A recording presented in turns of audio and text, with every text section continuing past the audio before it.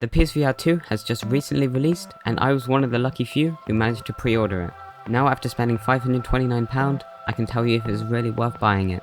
When I first saw the face cover out of the box, I got a little concerned on how the actual comfort of the headset will be with a rubber cushion to support my head. However, after fully going through the on-screen setup instructions and properly adjusting the strap, it felt quite comfy for what it was. Granted, it wasn't a soft pillowy cushion, but it kept the headset in place and the light out of my eyes. One big problem that I thought would occur when using the PSVR 2 was the wire getting in the way like it did in the first one. However, after playing quite an intense game with a lot of arm movements, I noticed that I didn't hit the wire once. In fact, once the headset was properly adjusted, I forgot the wire was even there. In terms of setting the headset up, all I had to do is plug in this single wire in the front of my PS5 and I was good to go. Now usually the straps on VR headsets are really cheap and awful, especially on the Oculus Quests. The PSVR 2 strap had a nice angle design so it fits perfectly and comfortably on your head. What I did notice though, that all the cushion part of the headset was just silicone, but I didn't even notice that when it was on my head. So how come, with no full-on cushions to support my head,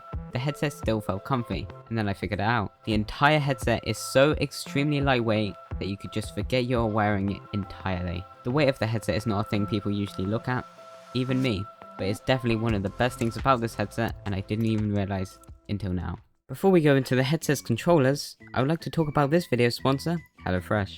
HelloFresh is America's #1 meal kit provider who deliver fresh ingredients and seasonal recipes right to your door. Each kit comes pre-measured with the perfect amount of ingredients so that no food is wasted, so it's an affordable way to make cooking at home easier for you.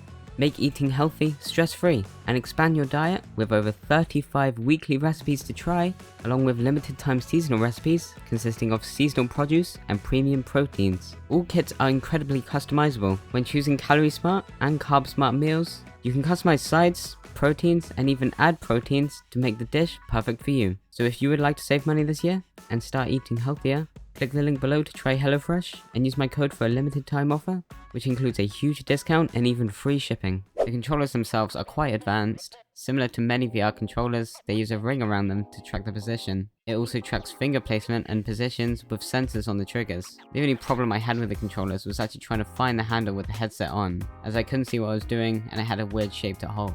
This meant I had to keep taking the headset off every time I wanted to grab the controller. Like the original PSVR, this headset used earphones for sound instead of speakers like the Quest. They are decent enough for sound and they're also detachable, so they can be easily replaced if they were to somehow break. Now onto the overall graphics of the headset, the resolution is far better than the PSVR and even the Quest 2. Of course it isn't standalone and has the power of the PS5 to help it, but for a console headset, it looks really good. With the help of eye tracking, it uses a technique called foveated rendering. This means the device renders the position you're currently looking at more than the surrounding environment, kinda like how your eyes focus on something you're looking at.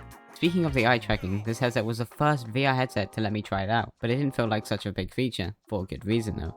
The eye tracking, although new, is near perfect that it's completely unnoticeable at times. Navigating menus with it was a breeze. Not having to move my arm out to reach out and interact with menus was amazing. It's also incredibly quick and easy to set up, with on-screen prompts and instructions on how to calibrate the tracking. Another really cool feature that may also go unnoticed is the controller and headset vibrations. This is basically built-in haptic feedback and provides another sense to immerse yourself into the game. If this one day is paired with a haptic vest, it could create a whole new experience for VR. Now we all know tracking is one of the most important features for a VR headset to be good, and this one does it perfectly. In fact, I almost forgot to even talk about this as it was so well done, especially compared to the awful original PSVR's tracking. Cameras are actually really impressive on the headset, with the pass-through being so incredibly clear, even though grayscale.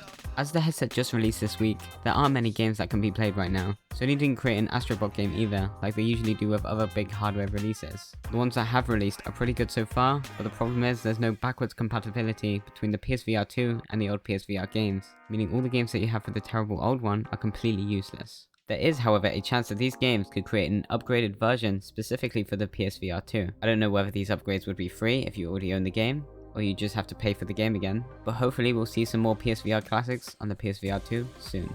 Now, in terms of how it competes with the legendary 3-year-old Quest 2, it has many more unique and improved features that the Quest 2 doesn't. For around £130 more, it's got all the latest and greatest tech that help create a more immersive and comfortable experience that no other headset has been able to reach before. So, of course you're most likely wondering whether it's worth the price. Now I don't want to be the person that tells you it's all your choice after all this, But ultimately, it is up to whether you can afford it and if the new features and games are really worth it. I will, however, provide some pointers that may influence your decision. For example, if you're not a massive VR fan and just want a headset to use and play for an affordable price, I would probably have to recommend the Quest 2 still. It's technically not as good as the PSVR 2, but it is wireless, cheaper, and can work standalone and on PCs. While the PSVR is good, it does have the pros and cons that you have to use to decide if it's worth a buy. For me, it's one of the best headsets I've tried so far, and I haven't regretted my decision.